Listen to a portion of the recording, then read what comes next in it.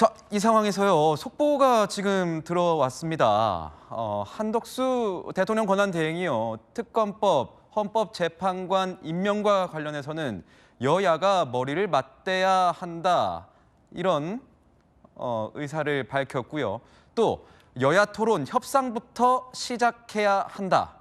자, 오늘 국무회의가 있었는데 여기에 논란이 되고 있던 안건에 대해서는 올리지 않았는데 거기에 대해서 한덕수 총리가 이런 입장을 밝힌 겁니다. 바로 민주당은 이런 입장을 냈습니다. 한덕수 총리의 탄핵 절차를 바로 개시하겠다. 박찬대 민주당 원내대표, 한덕수 총리 특검법 공포를 안겠다는 뜻을 밝혔는데 내란 수사가 어떻게 타협의 대상이 될 수 있느냐. 내란을 지속시키겠다는 뜻이 아니냐. 내란 대행 한덕수 대통령 권한 대행에 대한 탄핵 절차를 개시하겠다고 했습니다. 관련된 목소리 저희가 준비했습니다. 바로 들어보시죠. 오늘이 바로 한덕수 총리에게 준 마지막 시한입니다. 그러나 한덕수 총리는 오늘 국무회의에서 특검법을 공포하지 않겠다는 뜻을 분명히 했습니다. 특검 추진과 임명을 두고 여야가 타협안을 토론하고 협상하는 것부터 시작해야 한다고 말하는데 내란 수사가 어떻게 타협의 대상이 될 수 있습니까?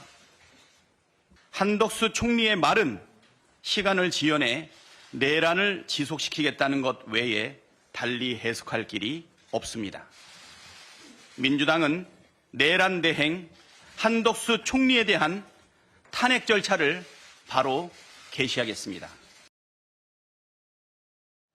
네, 민주당이 한덕수 권한 대행에 대한 탄핵 카드를 꺼내 들었습니다. 미리 예고를 했었죠. 민주당의 탄핵 압박에 대해서 한덕수 국무총리, 대통령 권한 대행은 별다른 입장을 크게 밝히지 않았습니다. 나는 입장 바뀐 것 없다. 법률과 헌법에 따라서 더 숙고하겠다. 이런 입장을 밝혔습니다. 그래서 민주당이 정했던 이 데드라인, 오늘 국무회의에서 특검법 상정하지 않았습니다. 오는 31일까지 거부권을 쓸지 말지 결정하면 되기 때문에 조금 더 숙고로 할 것 같습니다.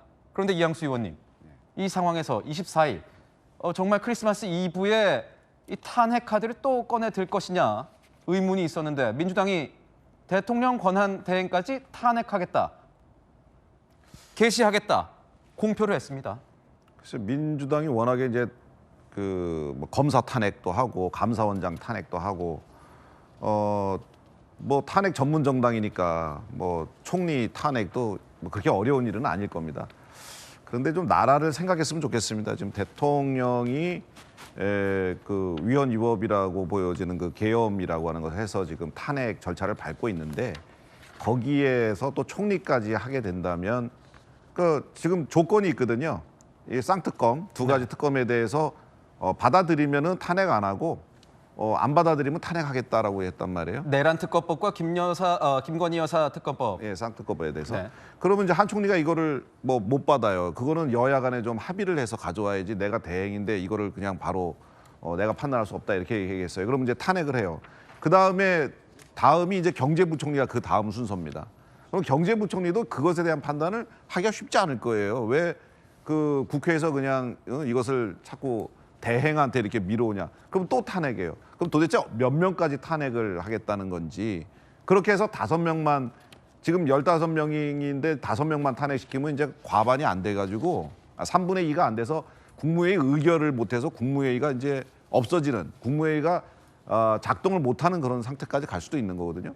그러면은 도대체 민주당은 본인들의 생각대로 움직여지는 정부, 그게 아니면 기능을 마비시켜버리겠다. 그러면 대한민국이라는 이 나라가 정지되는 거나 다름이 없는데 정부가 정지가 된다면 이거는 민주당이 좀 깊이 숙고하고 본인 승질대로 할 것이 아니고 좀 앞뒤 전후 좌우 생각해가면서 합리적이고 이성을 가진 그런 자세로 이 문제에 좀 임했으면 하는 마음. 한덕수 권한 대행, 이 특검법 문제라던가 헌법재판관 임명 문제는 여야가 좀 머리를 맞대서 거기서 좀 결정을 내리는 게 옳지 않겠느냐.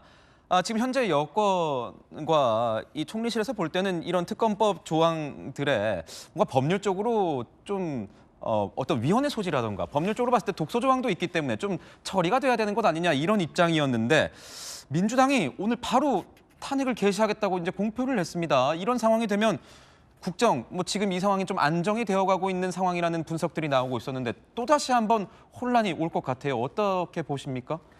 지금의 상황이 전혀 안정적인 상황이라고 보지는 않습니다. 지난번에 10월 14일 날 탄핵안이 가결은 됐습니다마는 그 이후로 뭔가 서류도 받지 않죠. 그리고 수사에 소환 조사에 응하지도 않고 있죠. 용산에서는.